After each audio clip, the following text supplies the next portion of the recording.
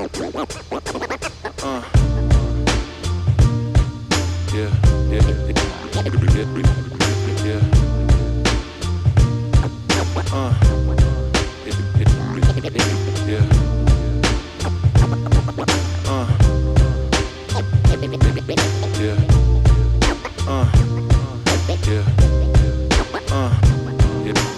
2024 has been a very strange season. It's been more maintenance than it has boating this year, but there have been opportunities to get out with friends and spend some time on the water, but it hasn't always been plain sailing. The ambition was to travel a lot further coastally this year, but it didn't happen because of various reasons, including fuel problems, which I'd never experienced before, and I put down to buying bad fuel on the waterway where the boat is currently kept.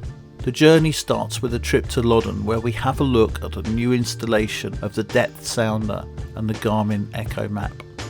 And goodness, didn't we find out how shallow the River Chet was, even though it wasn't even low water. Always had a way to make it work and find another route. Always had a way to make it work and find another route.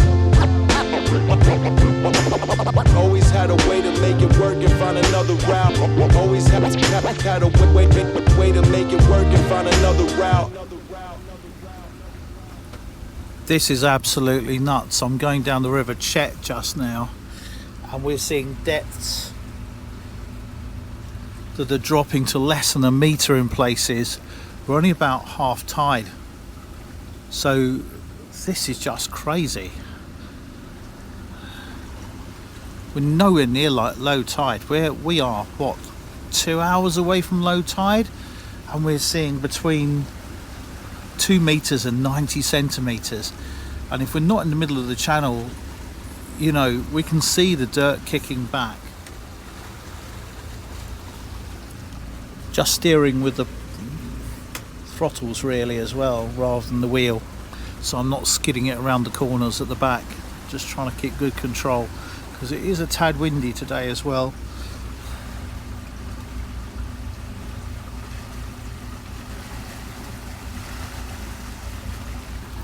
And I can see a boat coming up, so I'm going to wait here now for this boat here to come past us. So I can see the mast of the boat coming up. So I'm just going to sit here on the reeds on this side now and wait for this boat to pass me. He's coming with the current, I'm going against the current, so I've got a little bit more leeway of manoeuvrability. Pays to keep a good eye out here. And just give a tad over there, get that bow over.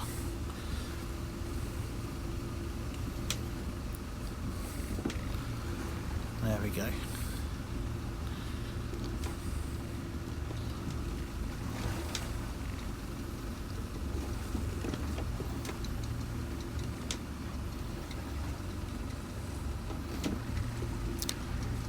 Be careful, it's really, really shallow. It's massively shallow. Okay, cool. There we go, so he's well past. We'll get on our way now. Get around these last little bits and get our way down the river. He's got a lifting keel, so that worked for him.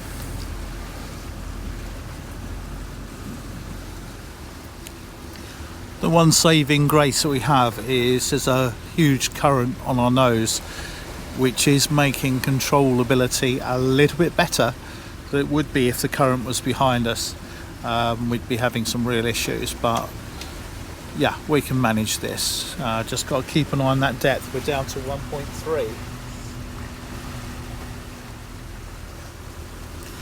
And not only that, it's been some time since these reeds were all cut back as well. Just to avoid those reeds going into catching out in the out drives if I can.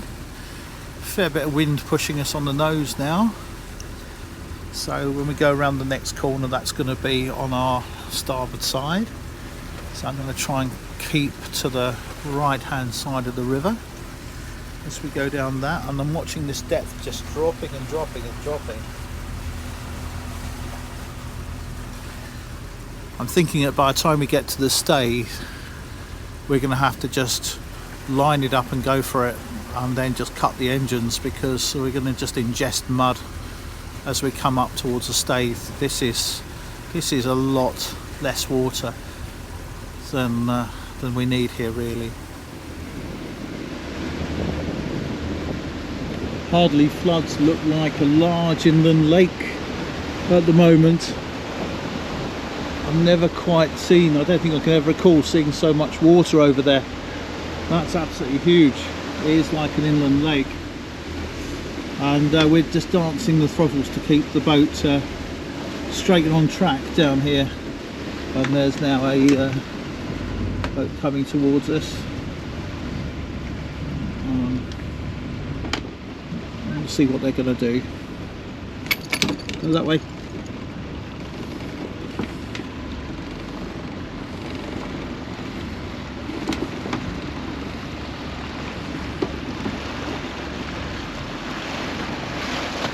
Yeah.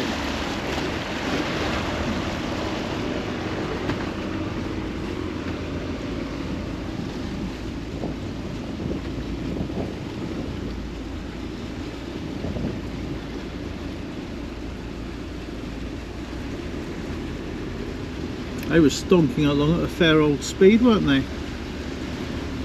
But, we're now on the main run that goes down to Loddon now. I don't particularly like this river because in the summer and busy times you do get a lot of hire craft, and they absolutely have no idea how to control their craft, and a lot of my colleagues and friends over the years have sustained some quite serious damage on this river. So yeah, just trying to keep things sensible, really. But look at the water coming off the floods here. Look at that. It's pushing the boat around now, and the sun is breaking through the clouds for the first time today.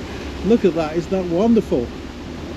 It looks lovely, but it's a very stressful drive down here.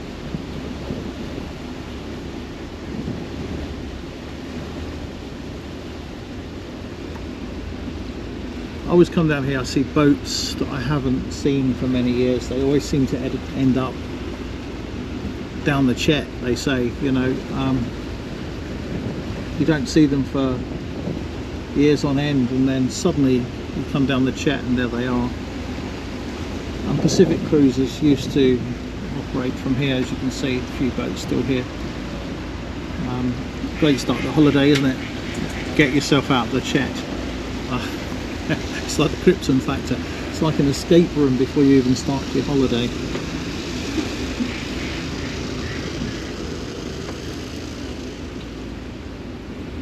And these old girls up there in that yard, probably never to go back in the water again, but to sit there of a hire fleet of years gone by.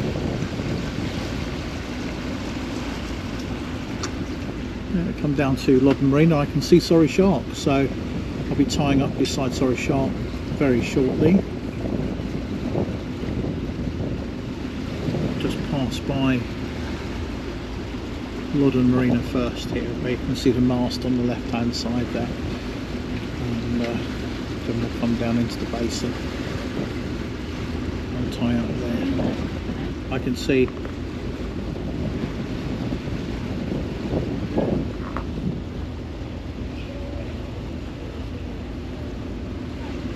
Nauti, Rascal there coming into view.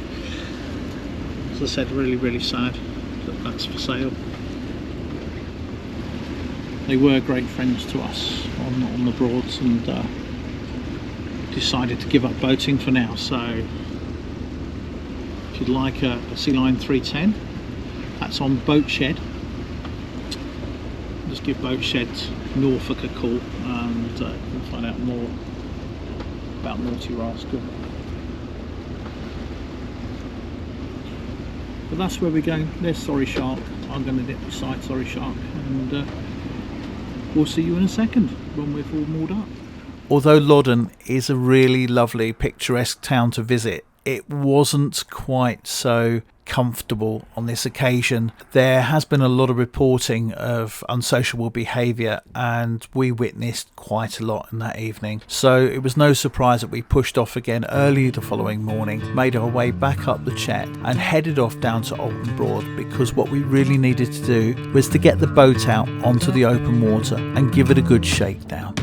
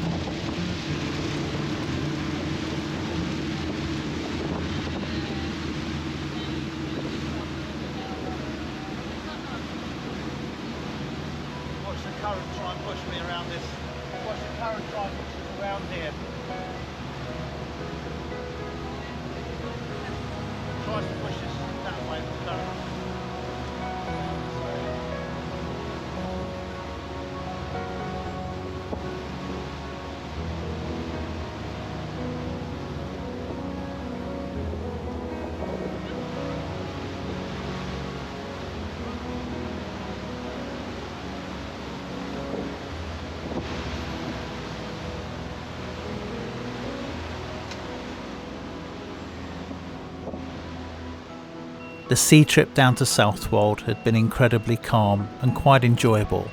All electronics had worked exactly as we planned them to. The chart plotter worked well, it spoke well with the autopilot, and the autopilot followed the track, just as I hoped. We pulled into Southwold Harbour with quite a strong current pushing us down the river, and we proceeded down whilst I put the fenders out. And it was at the point where I went to turn the boat around so I was facing the right way to moor up that things started going a little bit wrong. As we started in the turn, one of the engines stopped and we started drifting quite quickly into the middle of the river. Thankfully we had a plan. We rapidly refended the other side of the boat as well and made our way back slowly towards the mooring, taking our time to edge ourselves alongside. After, I decided to have a look in the engine bay, and that's where I found the big problem. One of our tanks had diesel bug and one of the filters was completely clogged, and that was on the side of the engine that stopped. I spent the rest of the afternoon changing the filters over and then plumbing the fuel so the fuel from the good tank went directly to both engines. This was a good plan because it enabled both engines to draw good diesel. What to do with the other diesel, I'm not sure yet. One thing I am concerned about is that I've only bought diesel from one source in the last few months and I've never suffered from diesel bug before. With great pubs, restaurants and just about something for everybody, Southwold, as dusk draws in, becomes a completely different place. It has a character all of its own and looks simply stunning. Pitch black, not a sound. Nothing below, no one around. You say nothing ever lasts forever, not even us together. After hours, after love.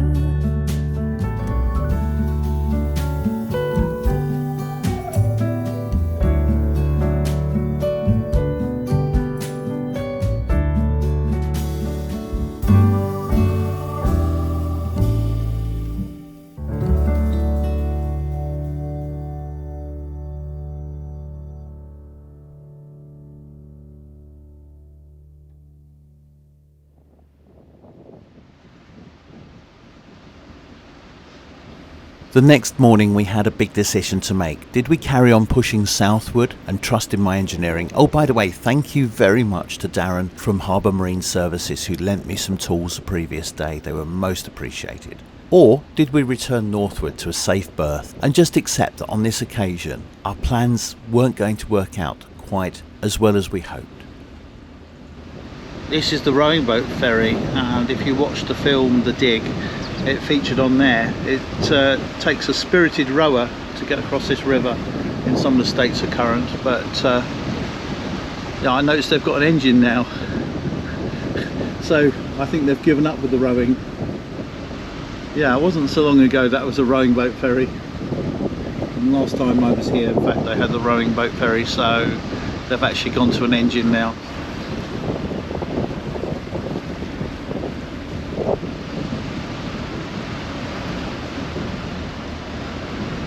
Nice small houses here, look, first time buyer homes.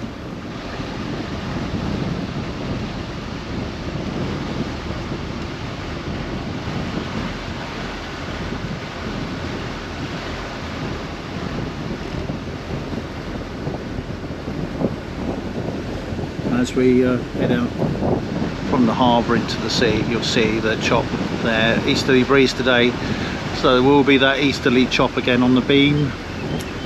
However, we had a small problem with fuel yesterday and fuel filters, so I think we're making the wise choice not to push south and to make the short journey back to a safer mooring where we can just drain the fuel out and change the filters again. The lesson to be had here is where you buy your fuel from, because I haven't had a fuel problem for 4 years, and now I buy one lot of fuel at the end of last or at the beginning of this year, and I've got a bio problem. So fuel is everything.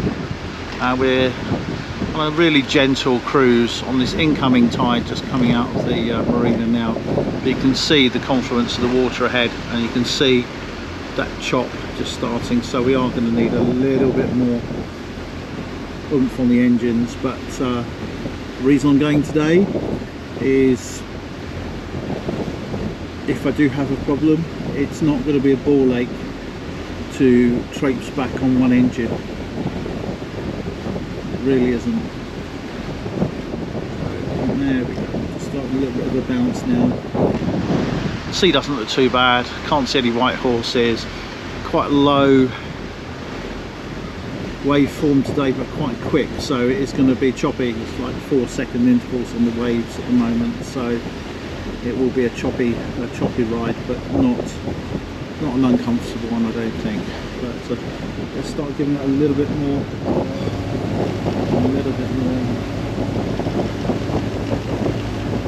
effort on the engines now. See an ex-ambulance that's been turned into a camper over there. Just pushing that incoming tide now. I'm looking out to sea for the first time. You can see a bit choppy but no white horses. And a bit of rubbish around the entrance here, so I'm expecting to be pushed around a little bit. But the wind is practically on our nose easterly, so although that makes the chop a little bit worse, it doesn't make the entrance worse. So our exit should be okay.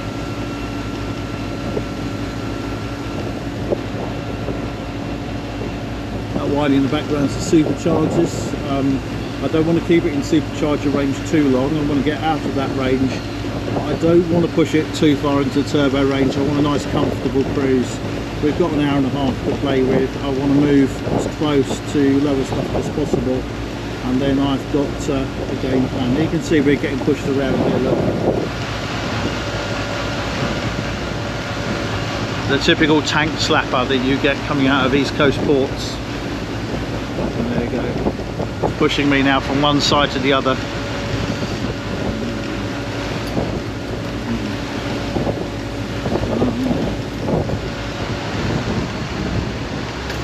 A little bit more power on there. Are we going to head straight out past the sandbar? There's a track that you need to take out of this port to keep well clear of the sand, and it's nice, it's not too bad out here at all. So a little bit of sea fog over to the north, and a bit of chop as we come out, which is expected. We'll get out about a mile or so and then we'll turn northward.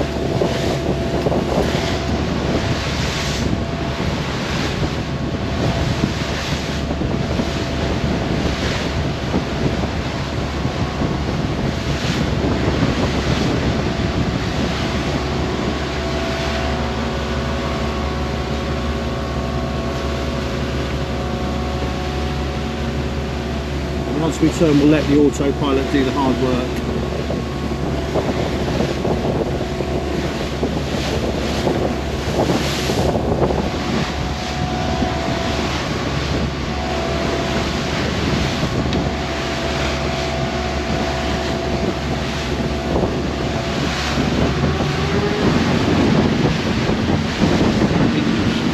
Shut that door.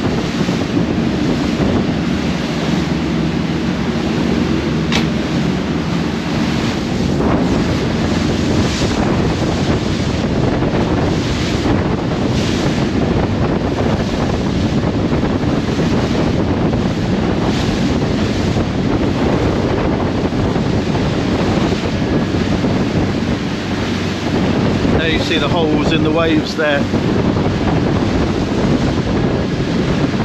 I think we're going to cut a corner here. I think I'm happy cutting this corner. We're well past mid-tide and I'm looking at a depth of 4.8 metres at the moment, so we'll begin our turn northward and we'll get on the autopilot. Autopilot doing a really good job, holding us bang on track. But this is a long drive.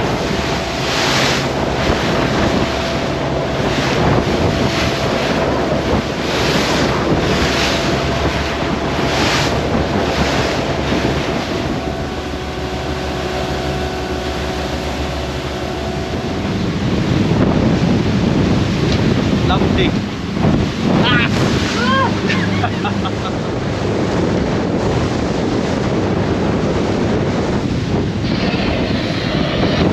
So this is a very lumpy sea, but it's perfectly doable. Just got to keep the speed sensible so we're not slamming too much. I've got the trim tabs all the way up. I'm riding the nose as high as possible just so we can sort of cushion onto these oncoming waves. It's lumpy. I've got wet more than once now. I've had a few over the top, but it's a lot of fun.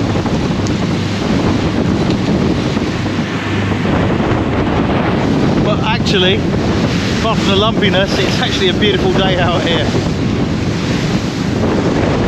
I'm sure if I'd have waited until later in the tide, it'd be a lot smoother, but yeah, I've got an issue to sort out, so getting that done is more important. Let's push on. Halfway. Look how much more gentle this is now.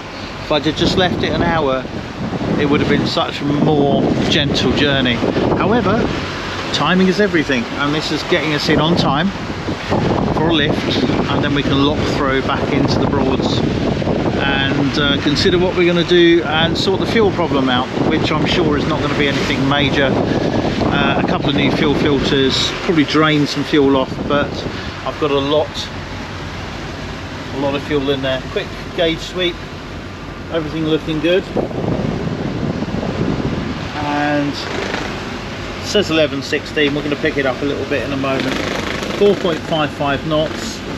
Water temperature is incredibly warm at the moment, and you can see just a little bit off the track pad at the bottom there, but we're going to pick that up. We're just going to skizzy into the channel on the way into Lowestoft, which is over there in the mist.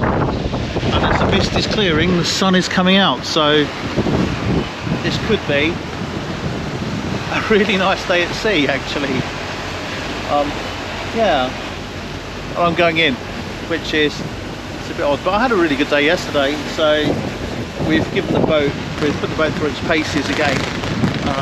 Ambition wise, we haven't quite gone as far as wanted to, but what we have done is we've tested out the GPS,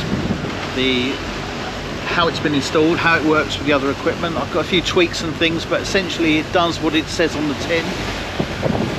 And if anybody wants to know how we've done that, I'm happy to share that, because that's just a little trick with the old NEMA 183, but it works. Lowestoft Port Control, this is Friday night, over.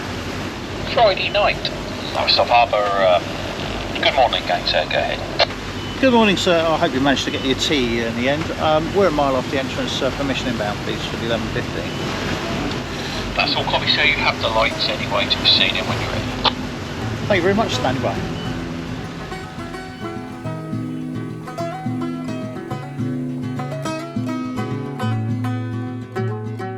One day, like a tidal wave, a hurricane, like a thunderstorm, the pouring rain, it comes rolling in. And right away, oh, it hits you like a ton of lead. Oh yeah, it'll mess with your head. You won't know where to begin. You can't keep up, you fall behind.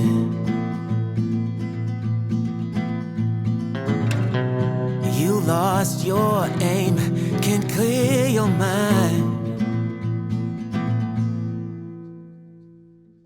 Pushing back homeward, it was really shocking to see in the new cut how many of the gabion cages were collapsing, and really what a poor condition the new cut was actually in. There's been a real sharp increase in the level of damage that's being caused to boats along this stretch of waterway, and since the rail accident a few years ago, there seems to be little work going on to shore up the banks anymore.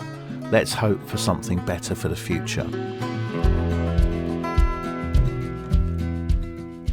As we passed Reedham Chain Ferry, we carried on our journey. The water levels were really high, and then we spotted this crew again and decided to stop and just catch up over a beer and a little bit of food at the recutters of Cantley. But sadly the time had come, and like all journeys, we decided to push on home and get the boat sorted out. Little did we know that this may actually be one of the very last journeys that we'd undertaken Friday night.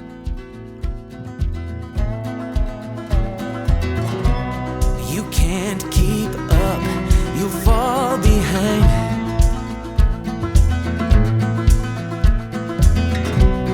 You lost your aim, can't clear your mind.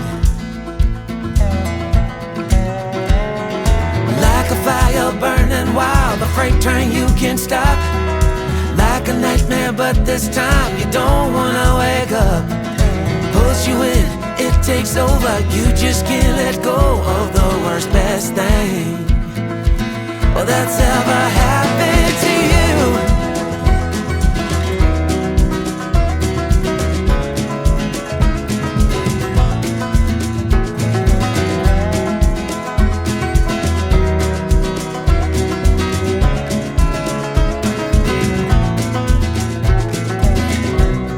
You can't keep up, you fall behind.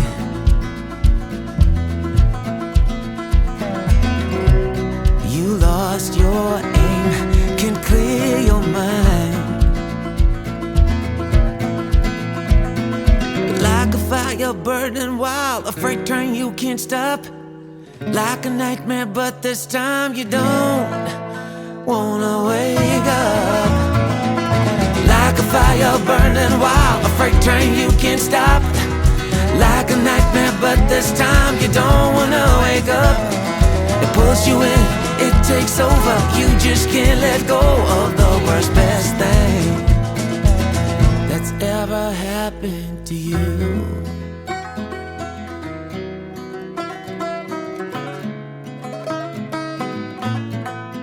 Oh, the worst, best thing.